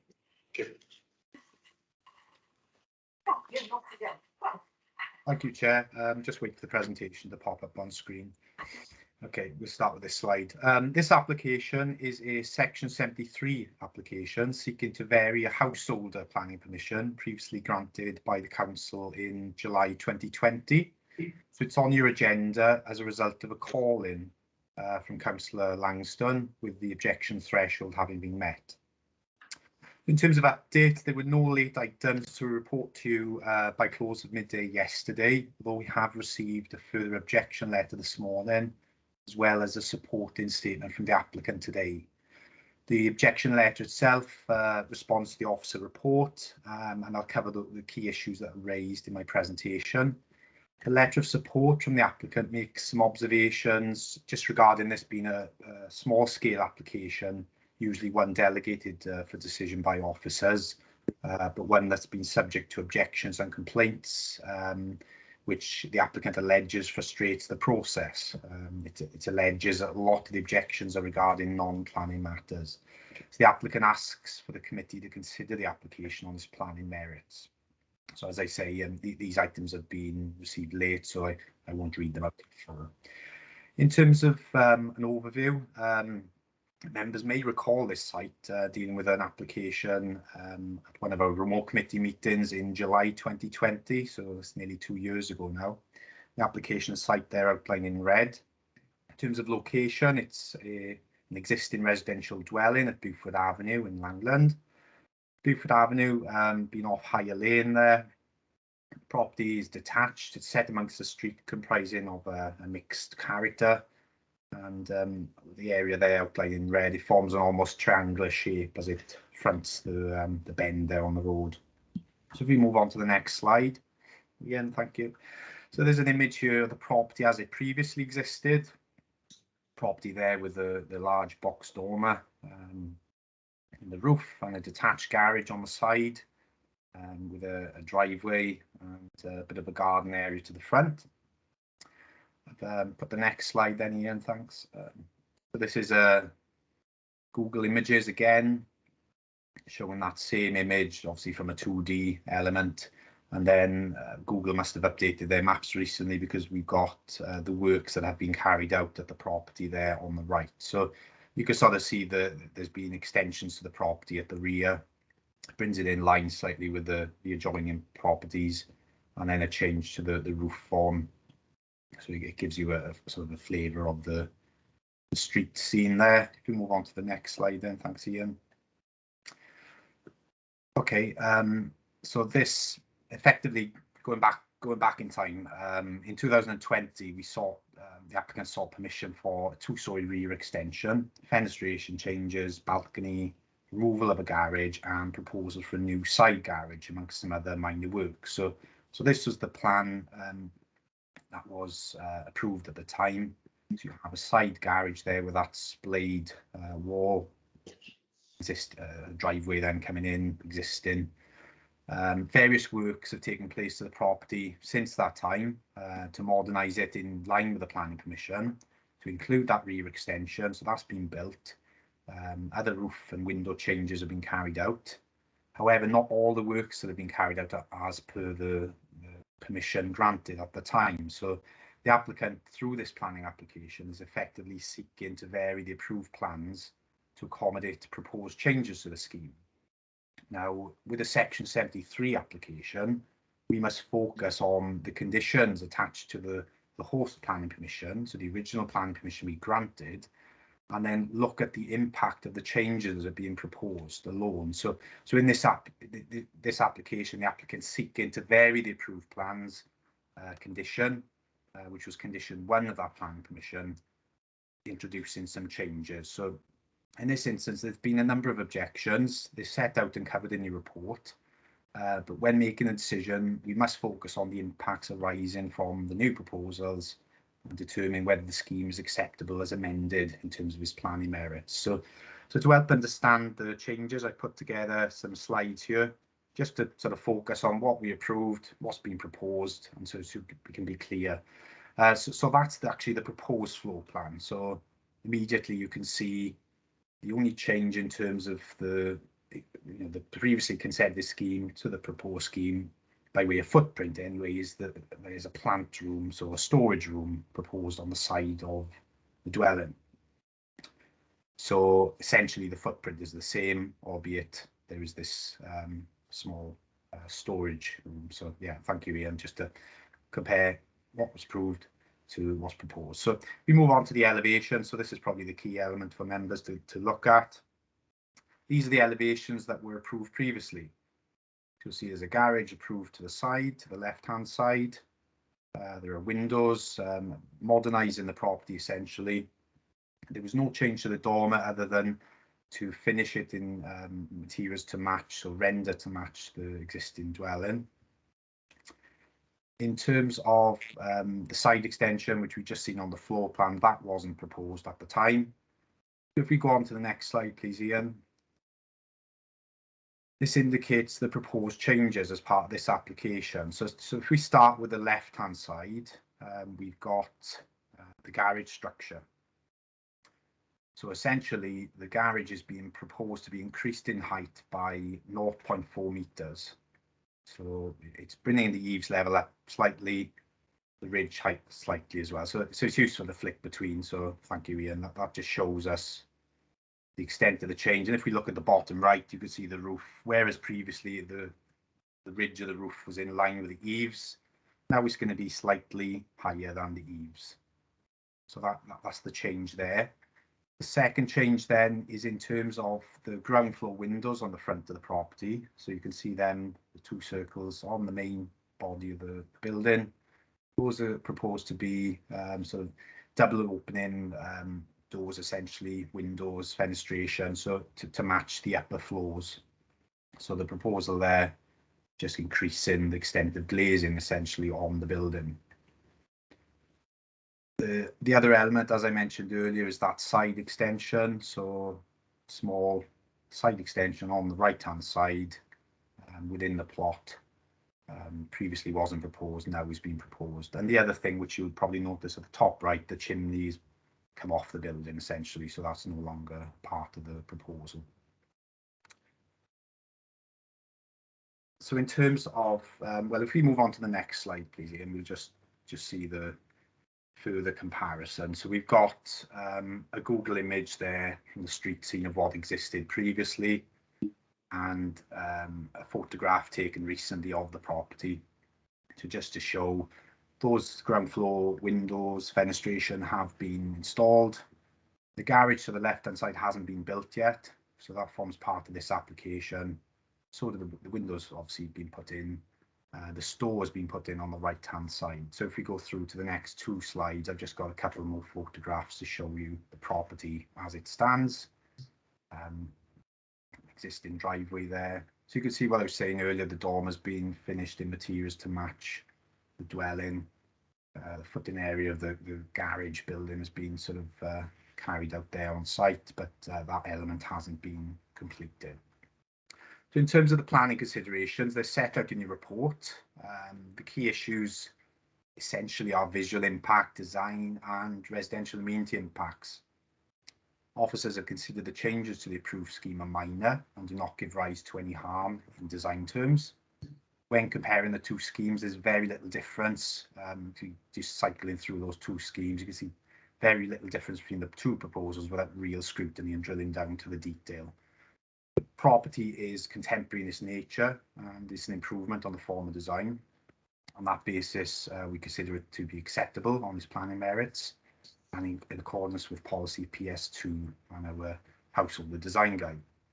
In terms of residential amenity impacts, the amendment to the extension of the garage does not give rise to an adverse impact. There have been objections raised to the two larger openings on the ground floor in terms of them giving rise to potential overlooking of properties on the opposite side of the street. However, this isn't considered to result in material harm in terms of overlooking of a private amenity space, given that the views are essentially onto the highway. They're already in a public facing area, so we wouldn't be able to refuse an application on that basis alone. Another objection received refers to the garage proposal. It claims it's not intended to be used as a garage. That may well be the case. However, the plans before us indicate a garage, and as the structure is yet to be built, we must consider the application presented and the plans presented to us. In planning terms, even if the applicant chose to use this garage for storage purposes, bicycles, or even another room to the property, it wouldn't result in a planning or highway safety harm, given essentially it would be making use of an existing area within the residential curtilage of the property, and there's no planning or highway safety harm given the extent of existing parking on the driveway. So that talking about the driveway, there's been objections regarding the in and out driveway created by the applicant. So you can see there the left-hand side of the drive, and sort of sweeps around to the right-hand side. So the former plans indicated 2 accesses into the property, one on the left and one on the right.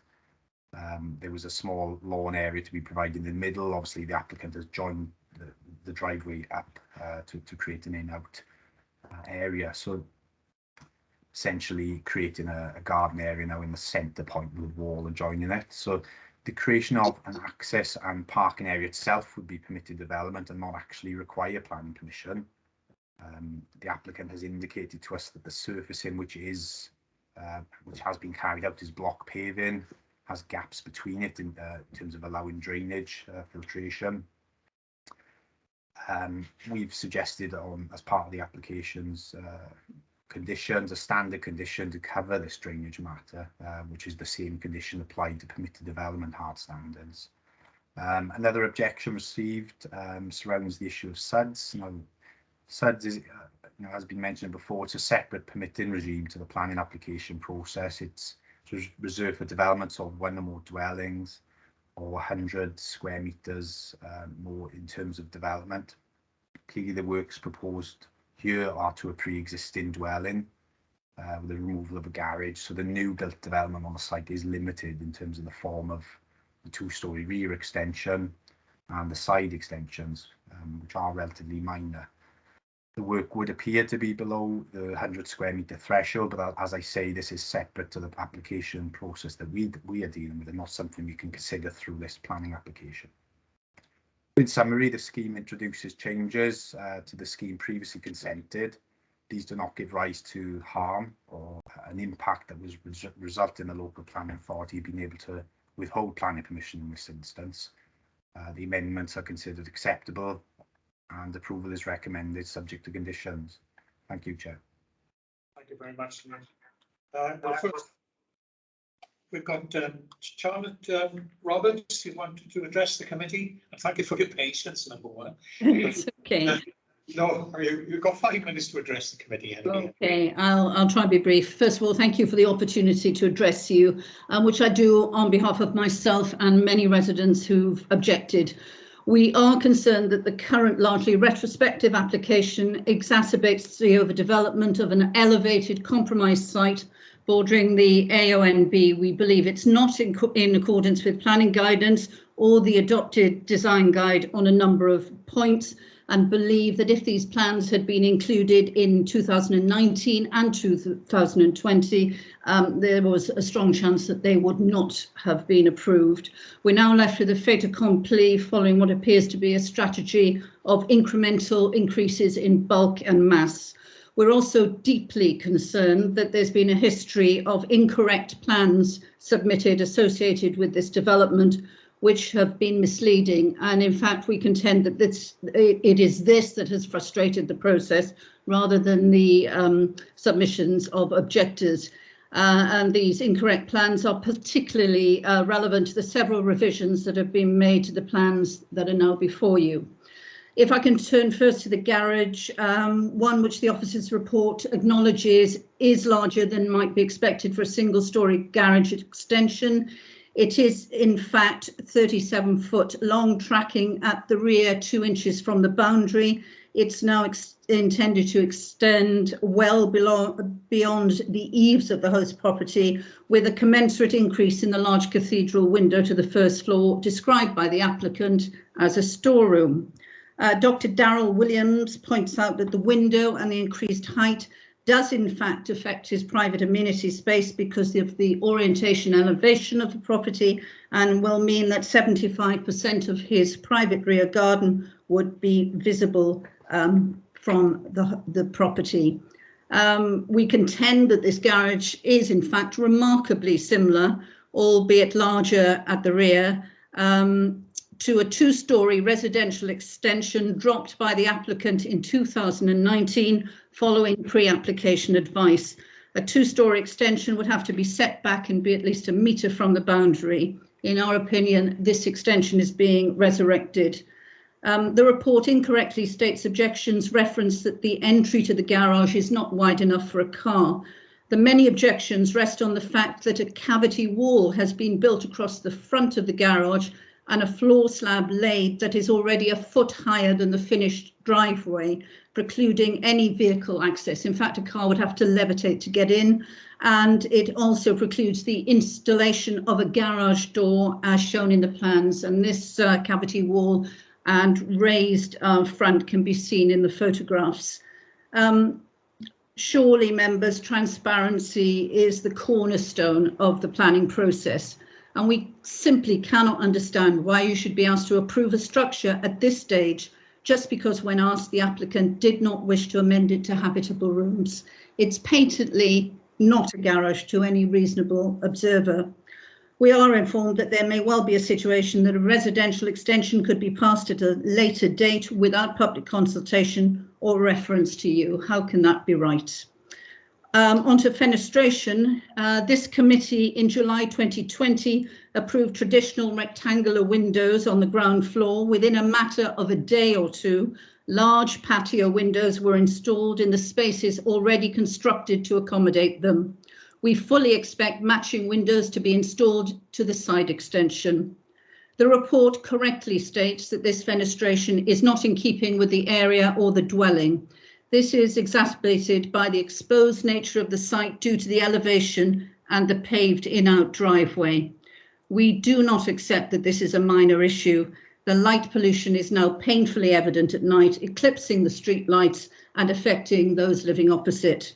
We ask you to reject the fenestration and put a condition that the side extension should not have similar windows. Briefly onto the in-out driveway, it's the only one on Beaufort Avenue. The appraisal states that other houses have hard standing to the front of their properties, and it's correct. However, none is of this magnitude or elevation. This is a driveway that contributes to the property looking like a commercial building, a hotel, I think someone once said, and is wholly out of keeping with neighbouring and adjacent properties. Neighbours informed the council in October 2019 that an in-out driveway was being constructed and greenery removed. Again, we have a fait accompli. The new access measures 32 feet, not the original 9 suggested in earlier plans. We ask you to consider the impact this will have on the characteristic grass verges of Beaufort Avenue and on public amenity. Highways have not objected to this as they were not reconsulted on the new plans. With regards to the SUDS process, we maintain that the development is over 100 square metres, and this development is sitting in a sea of concrete, and we believe that there will be drainage which will affect the blue flag breaches and other houses opposite. We acknowledge that there is a condition on drainage, but the driveway and rear garden, which has already been paved, no drainage appears to have been installed. The plant room to the side, this structure was again dropped on pre-app advice in 2019, only to be resurrected some considerable time later. As the report says, it is out of keeping, but significantly it means that this development now stretches boundary to boundary with no rear external access, unlike every other detached house in the street. This is a contravention, in our opinion, of the adopted design guide, the details of which are before you in our written submission. With reference to the SPG of last October, which was adopted by the council, as I said earlier, this property now sits in a sea of concrete. All existing lawn, mature shrubs and one hedgerow have been removed, and an ancient hedgerow is threatened. Will this damage to the environment really be mitigated by a few bird boxes? We respectfully ask you to reject this latest application. The planning process exists to protect all stakeholders, and the planning process relies on transparency, scrutiny, public confidence and trust. However, this developer has taken it upon himself to build in breach of the planning granted. He was aware of concerns from others and the planning department at the pre-app stage. Accurate plans were also not submitted on a number of occasions, which can be evidence. In our opinion, the history of the development speaks of no actual respect for the planning department, their processes, their time, and of course the impact this protracted process has had on neighbours and the public purse.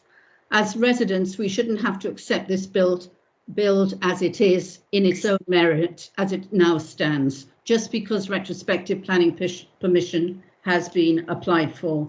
We're not talking about one or two minor differences here. It's not what was approved at a time when all factors and all impacts on us. It's not good design and it undermines the process. We ask you to defer this, reject it, or impose conditions. Thank you very much for bearing with me. Two speakers first, Councillor Williams. Thank you, Chair. A couple of points I want to raise. I mean, I must express my concern and of the fact that this developer appears to have carried out work without planning consent, and now we've got a retrospective application before us to view the impacts of the changes that have been made. And listening to the objector, who spoke very eloquently on this, may I say, picking up a few of her points, apparently, for example, the plant room previously was in a planning application, which was dropped as a result of the pre-application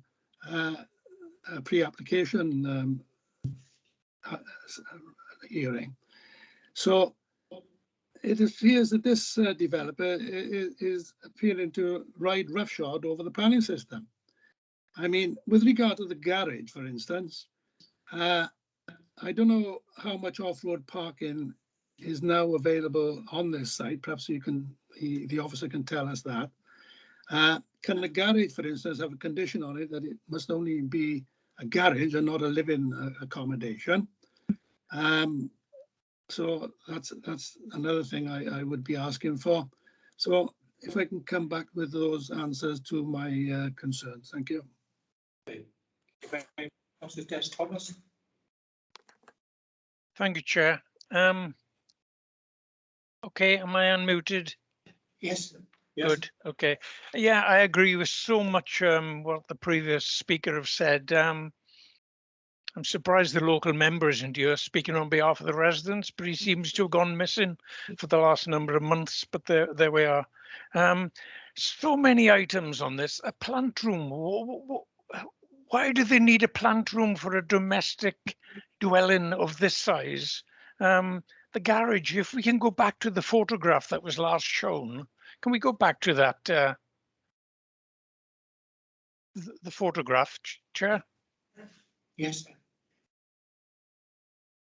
There, you can obviously see the floor of the garage is raised, right? You don't raise the floor of a garage if you're going to drive a vehicle into it. It's obviously not going to be used as a garage. It's going to be used for something else, storage, accommodation, whatever.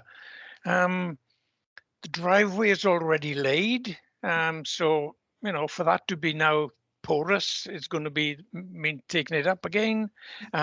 No access around the sides of the property for access to the rear garden.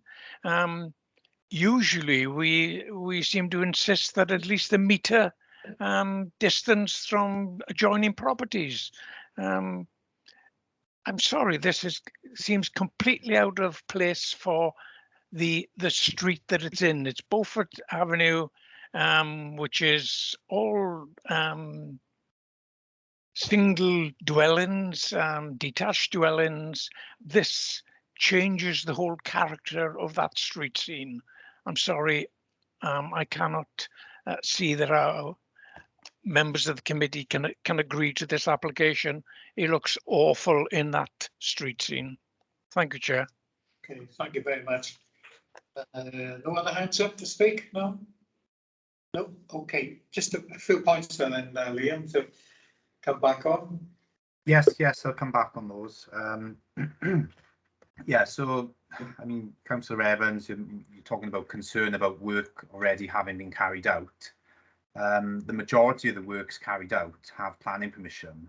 I think if we roll back to a few of the slides, I mean, what I'm saying is essentially the elements that haven't had planning permission and are sort of sought as part of this application are those the ground floor fenestration and the plant room, and albeit the chimney as well. But if you take those elements as being the proposal, I mean, the garage hasn't been built. If we roll back just one slide, please, Ian. This is the scheme that we've approved. Members approved this scheme 2 years ago, so we can't undo what we've approved previously. We are here to consider whether the changes to this scheme are acceptable in the round. Now, as I've highlighted there with the circles, these are the changes to the scheme. The plant room on the right-hand side, I mean, it's described as a plant room. It could be a storeroom. It could be whatever the applicant wants it to be in terms of ancillary use to the house.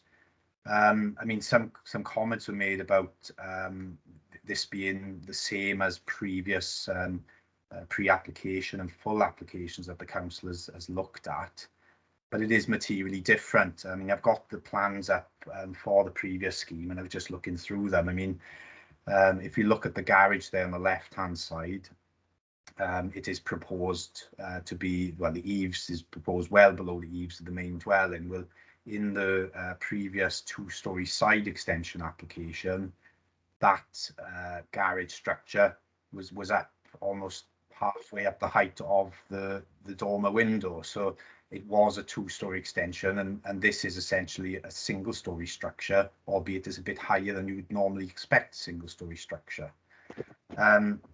So there have been changes carried out by the applicant, but our powers are to consider the application before us. So that is the section 73 and the changes being introduced as part of this application.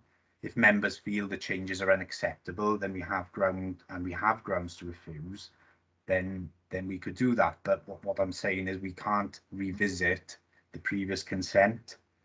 Other issues, the off-road parking and the access to the garage. Now we can see from those photos that, yeah, it doesn't appear that the garage has a level threshold to get into it for a car, but there is ample off-road parking within the frontage of the curtilage, so we wouldn't be restricting that to use of a car. So it would be for the applicant to decide how they use that. The plans presented to us are showing a garage, and the floor plans indicate this is going to be a garage, so that's what we have to consider as being. There's other issues obviously raised about the access. The creation of an access onto this highway, which isn't a classified highway, is permitted development, and it wouldn't need planning permission. Neither would this need planning permission on a different property on the street. So we can't use this application to sort of refuse something that would ordinarily be permitted development. So that's just really a point to consider. Whether the scheme is out of keeping, we have to consider that image there. You've got the ground floor fenestration. That's the major change to the plans. Well, I say major, it is the extent of from the ground floor up to what would be the window sill level. And then you've got the right-hand side there, that stores extension. To my mind, there are modest changes to what is the approved scheme that we've already approved. Happy to consider further. Thank you. Yeah, thank you, Liam. Councillor Evans, you got your hand up again? Yeah. Just two things, Liam. I don't know whether you fully understood what I was trying to get at, but I appreciate the other changes are probably acceptable. But let's take the plant room. It shouldn't have been built. It's been built without consent. So in my opinion, it should be taken down. Why do people just do these things without consent. It's not on. I mean, it holds us as an authority in bad light when they can get away with things like this. And as far as the garage is concerned, would this application have been approved if that in fact was shown as a living room accommodation? Would we have approved the plans if that garage or proposed garage, which I got grave concerns that it won't be a garage for various reasons we've already highlighted. So would we have approved that if it was a living room? Okay, I'll just come back on those points. Thank you, Chair. Dealing firstly with the plant room, the erection of a single-storey extension to the side of a dwelling house is permitted development. So had the applicant not even come to the authority, had they built the plant room without seeking planning permission, there would be no recourse in terms of enforcement. They're including it on this application because they have planning permission from 2 years ago, which is permitted essentially they should be building in accordance with the approved scheme. The plant room would be permitted development, whether it was before or after. So they packaged it into this application because they've already done it, and their plans should be showing what the changes are to the approved scheme. It is essentially permitted development. We would have no recourse to actually take enforcement action to have it removed. In terms of the garage, if they chose to have it as living accommodation, then I don't see what the planning objection would be from the authority, because it's within the same household. It's an ancillary part of the dwelling. I mean, a lot of people have a garage. They use it for storage or another room. So there'd be no grounds to refuse planning permission, is what I'm trying to get at. Whether it's called a garage, a storeroom, a living room, another room.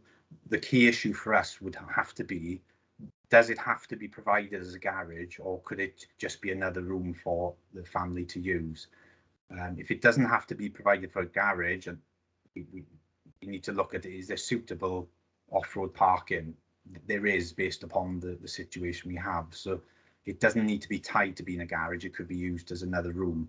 If they want to make changes again in terms of the externals, it might well need another application. But we have to consider what we have in before us. Thank you, Chair. Indeed. Councillor Anderson? Yeah, thank you, Chair. I have a concern there as well. I think it's Councillor Thomas that was on about the buildings are going from one border to another. With my Mid and West Wales fire area on, if they are built out to their max and there's a fire to the front of the house, what means of escape have these people got? Because they're going to be trapped out the back garden.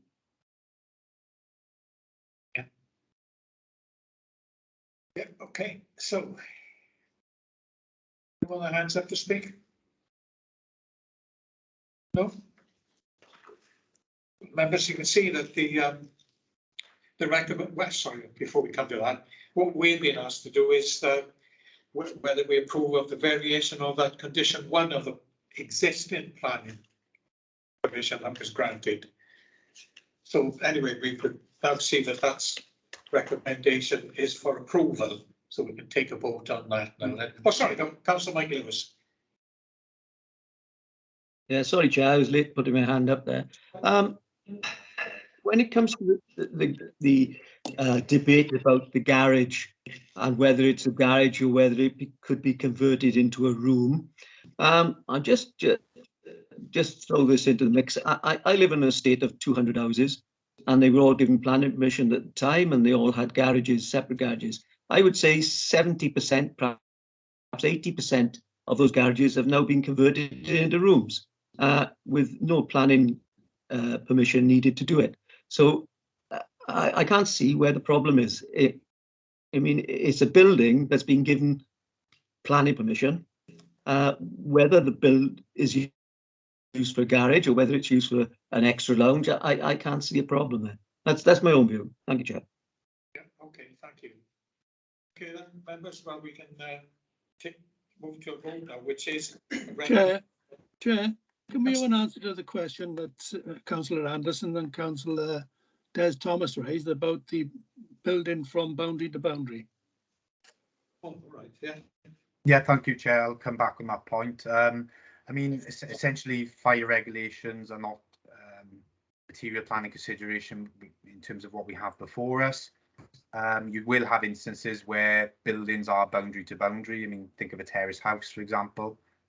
You know, essentially, in this instance, they have chosen to do that. There is an access, obviously, through the garage. You've got a door in there and the door at the front, albeit it is boundary to boundary. It's not a reason to refuse planning permission. We have a number of instances like this, and it's not something that would be a reason then to refuse consent. Thank you. Thank you. Right then, okay, so again, we see the recommendation is of approval. So we take a vote on that recommendation now then. Thank you, Carl. Yep, Councillor Cyril Anderson. Against. Peter Pratt. For. Cameron. For. Will Evans. For. Mary Jones.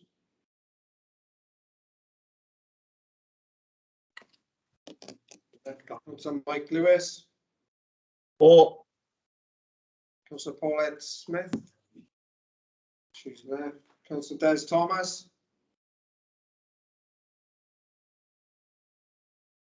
Councillor Des Thomas. Against. Okay.